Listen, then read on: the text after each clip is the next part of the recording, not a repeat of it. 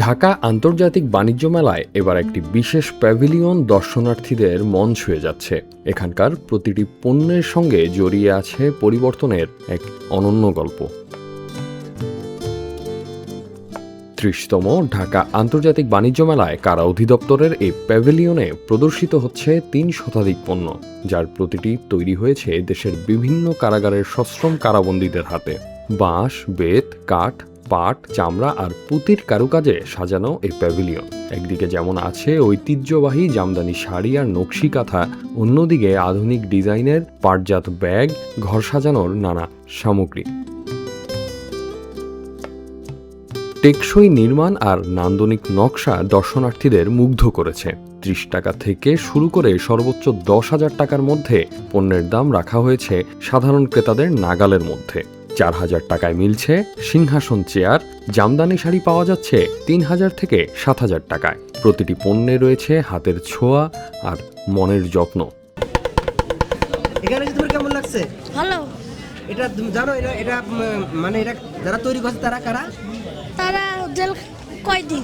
ওনাদের নামটা বা বাইরের যে বিল্ডিং এর যে সাজানোর ডেকোরেশনটা, ওই নামটা দেখে আসলে আমরা ভিতরে ঢোকা, আসলে জিনিসগুলো দেখলাম খুবই সুন্দর হয়েছে, আসলে অসাধারণ।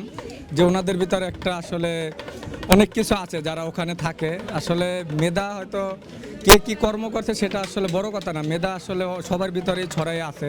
যারা জেলখানায় অবস্থান আছে ওখানে যে সময়টা, এই সময়টা যাবাই সবাই একটা সুন্দর একটা কাজে লাগাচ্ছে, এই একটা কর্মের মধ্যে আছে, সবাই ব্যস্ততার মধ্যে আছে।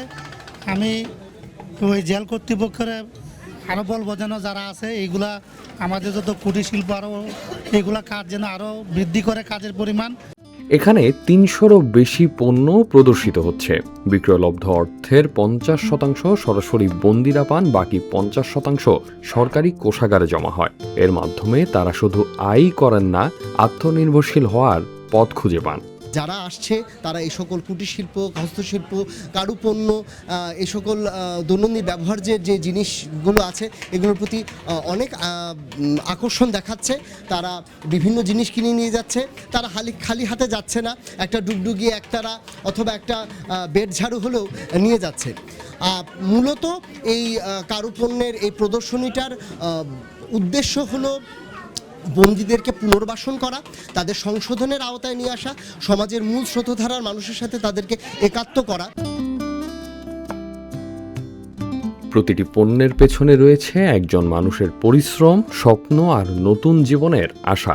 কারাগারের ৪ দেয়ালের ভেতরে তারা শিখছেন নতুন দক্ষতা, গড়ছেন নিজেদের ভবিষ্যৎ। এই উদ্যোগ শুধু পণ্য বিক্রয় নয়, এটি সংশোধনের মাধ্যমে মানুষকে সমাজে ফিরিয়ে আনার একটি সেতু বন্ধন। প্রতিটি ক্রয় একজন বন্দী এবং তার পরিবারের জীবনে আলো জ্বালাচ্ছে। বাণিজ্য মেলায় আধুনিক ও বিদেশি পণ্যের ভিড়ে কারাপণ্য প্যাভিলিয়ন হয়ে উঠেছে ভিন্ন এক আকর্ষণ। প্রতিদিন শত শত মানুষ এখানে আসছেন, কিনছেন পছন্দের পণ্য। কারাগারের সশ্রম বন্দীদের হাতে তৈরি প্রতিটি পণ্য শুধু একটি পণ্য নয়, এটি পরিবর্তনের প্রতীক। ভুল থেকে ফেরার সুযোগ, নতুন করে বাঁচার আশা। এই বাণিজ্য মেলা হয়ে উঠেছে সেই বার্তার বাহক। মানুষ পারে, মানুষ বদলাতে পারে। আহমদ সিফাত, ভিউজ বাংলাদেশ।